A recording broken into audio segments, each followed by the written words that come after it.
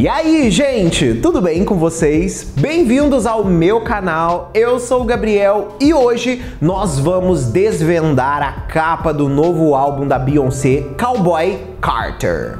Meninas, esse aí é o segundo ato dessa trilogia de projetos que a Beyoncé está lançando, onde ela começou enaltecendo a cultura disco e agora ela faz a mesma coisa com a música country, que provavelmente é a mais whitewashed de todas, porque a maioria das pessoas não imaginava que a música country veio de raízes negras. E a Queen Bee tá com sangue nos olhos para poder apresentar o melhor pra gente em relação a tudo isso. E a capa do álbum, cá entre nós, né, meus anjos, é simplesmente faraônica. Tá, eu sei, todo mundo tá comentando sobre o frame perfeito do rosto da Beyoncé encaixado no lugar certinho, tanto da primeira quanto da segunda capa. Ok, mas não é sobre isso que a gente vai falar nesse vídeo. A gente vai entender toda a cultura por trás da construção dessa capa, que faz ela já uma das capas mais emblemáticas da carreira da Beyoncé e também do ano de 2024 e também, me atrevo a dizer, da cultura pop.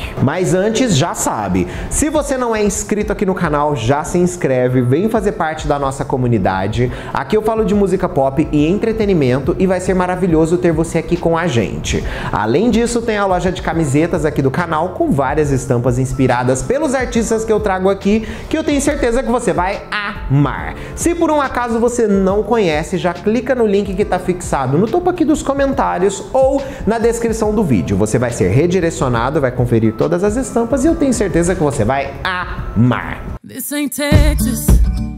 Ain't no hold'em. Bom, a internet caiu de vez nessa terça-feira com a capa do álbum da Beyoncé, porque obviamente é uma capa extremamente conceitual e que mostra ainda o que ela está querendo fazer como artista nessa nova fase musical dela, ainda que endossando um estilo musical completamente diferente de tudo que ela já fez antes. Na legenda do post do anúncio desse álbum, a Beyoncé afirma que ele é o resultado de um desafio autoimposto motivado pelas críticas sofridas quando ela teve o seu primeiro contato com a música country. O relato de Beyoncé levou os fãs a acreditar que ela está se referindo ao boicote sofrido por ela na sua apresentação no Country Music Association Awards em 2016, época em que a cantora foi alvo de críticas pela sua apresentação no Super Bowl do mesmo ano, que fazia referência aos Panteras Negras, quando ela performou Formation, faixa que denunciava a violência policial contra a população negra norte-americana. No final do post, a Beyoncé afirma que esse não é um álbum country, mas que é um álbum de Beyoncé, né? Mas a gente sabe que vai ser um álbum country, né, meninas? Os dois singles aí já deixou claro pra gente quais são as intenções da rainha, né? Bom, na capa do álbum, a Beyoncé tá obviamente interpretando uma Rodeo Flag Girl, que basicamente é uma dessas meninas de rodeio que fica lá na arena, correndo no cavalo, levando uma bandeira e que normalmente tá em 90% das situações são feitas por meninas brancas. Porém, também há uma referência direta às Call Girls of Color, que estão simplesmente em todos os lugares hoje quando se fala em cultura country. Porém, é bom a gente enfatizar que a cultura country que a Beyoncé está trazendo ali não exatamente é a cultura country que nós testemunhamos em Hollywood. A cultura country da América não conversa, na verdade, com o que é apresentado pra gente nas obras visuais, assim como também pelos próprios artistas do gênero country. Os milhares de cowboys e cowgirls negros, hispânicos e indígenas que vivem em ranchos e participam em rodeios por todo o país atestam isso para todo mundo. Ao longo dos anos, a verdadeira história desses cowboys foi branqueada e apenas alguns clubes de equitação as mantêm originalmente viva. Os membros, por exemplo, do Circle L5, um clube de equitação negro mais antigo do Texas, vivem o estilo de vida cowboy desde que o clube foi fundado em Fort Worth em 1951. E apesar do racismo e preconceito que encontram ao longo dos anos, o Mo Anderson, que é o presidente do clube, disse inclusive à ABC News que qualquer pessoa que quiser montar é bem-vinda em seu território. Ou seja, por mais que a estrutura racista tenha clareado esse tipo de questão, né, ainda assim as pessoas pretas que estão por trás disso, elas não deixam de ser inclusivas. O caso é que os afro-americanos sempre foram parte da cultura dos cowboy, e isso daí nunca foi valorizado na história. Alguns especialistas afirmam que o termo cowboy foi inicialmente utilizado exclusivamente para se referir a negros, já que os proprietários brancos de terras referiam-se frequentemente aos escravos negros como boys, de um jeito pejorativo. A hierarquia social que existia entre espanhóis e indígenas no México traduziu-se na escravidão nos Estados Unidos, onde homens e mulheres negros serviam como vaqueiros, traficantes, laçadores de vacas, bulldoggers, bronco busters, tropeiros, ladrões de gado e outras funções para os seus brancos. Muitos colonos brancos, inclusive, até solicitaram escravos da região do rio Gâmbia, na África, pois eles eram valorizados pelo seu conhecimento e capacidade de lidar com o gado. Mas aí vocês me perguntam, mas por que eles preferiam ser vaqueiros do que diretamente ser escravos, né? A resposta é muito simples. Pela simples realidade falsa, porque no final das contas todos eram escravos, né?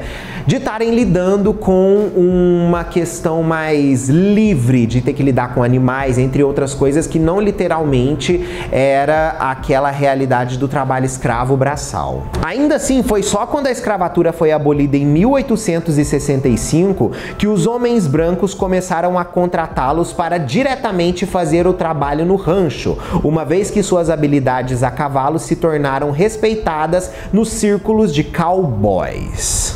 O que acontece, gente? Segundo historiadores, não existia diretamente muito racismo entre os cowboys mesmos, brancos e negros. No final das contas, era interpretado somente como cowboys, né? Só que a gente sabe que existem outras coisas dentro desse sistema que não literalmente dão legitimidade para esse tipo de argumentação, né? A história tá aí para provar o contrário.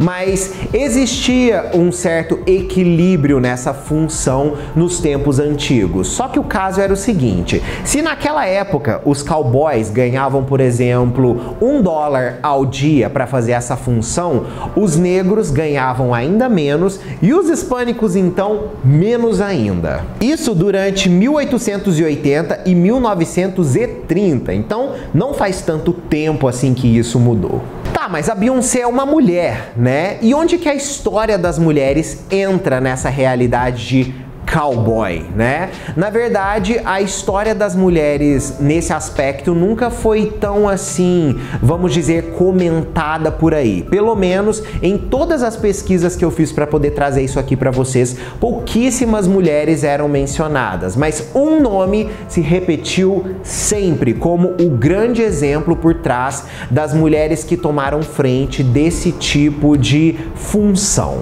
Henrietta Williams Foster, conhecida como Tia Rich. Ela era uma vaqueira lendária que vivia no condado de Refúgio, no sul do Texas. Ela era uma ex-escrava nascida no Mississippi. Ela era considerada uma mulher tenaz e durona, que montava na sela do cavalo com saias longas e podia realizar o mesmo trabalho que homens. As mulheres negras trabalhavam ao lado dos homens escravizados e libertos naquele período, e muitas eram pecuaristas altamente qualificadas que cuidavam tanto do gado quanto de outros animais. Elas têm histórias notáveis ao lado dos homens, mas nunca recebem os seus nomes como os homens. Em 2022, rolou uma exposição super foda chamada Black Cowboys, An American Story. Ela homenageou tanto homens quanto mulheres que fizeram parte desse tipo de cultura daquele momento, né? E o nome da tia foi uma das reveladas ali e mais comentadas como uma das pessoas mais fortes por trás de todo esse movimento quando se fala em mulheres. A exposição ainda afirma que algumas outras vaqueiras negras ao lado da tia se tornaram uma fonte de inspiração para artistas locais da Edison High School, que criaram pinturas com cores vibrantes de si mesmas como vaqueiras modernas, usando chapéus e amarrando cordas como parte da série de arte I See Myself in the Past, I See Myself in the Future, que fica no The White Museum. Então o que a gente conclui, né? Concluímos que a Beyoncé é muito foda, que a Beyoncé é muito perspicaz e que o que ela tá fazendo como reparação histórica através do seu nome para todas essas pessoas que já se foram e nunca tiveram seus nomes valorizados é incrível, porque vai fazer com que essas pessoas cheguem nos livros de história, cheguem em espaços que eles nunca tiveram a oportunidade de pertencer antes por conta da estrutura racista que apagou eles da história. Isso daí é uma coisa incrível que a gente devia valorizar demais e que a gente tem sim que conversar cada vez mais e educar as pessoas de entender a importância dessas pessoas dentro da história total, não só dos Estados Unidos, né? No caso aqui a gente está falando de história dos Estados Unidos, mas isso não se resume somente aos Estados Unidos. Histórias de escravos incríveis que mudaram tudo aconteceu em diversos lugares. Então, assim, não dá para ignorar tudo isso, ok? A gente tem que passar para frente esse conhecimento porque faz parte, de fato, da verdadeira história da humanidade, ok? Comenta aqui a sua opinião que eu quero saber o que você achou do conceito por trás da capa do álbum da Beyoncé, beleza? Um beijo, até o próximo vídeo ou live nossa aí. Tchau!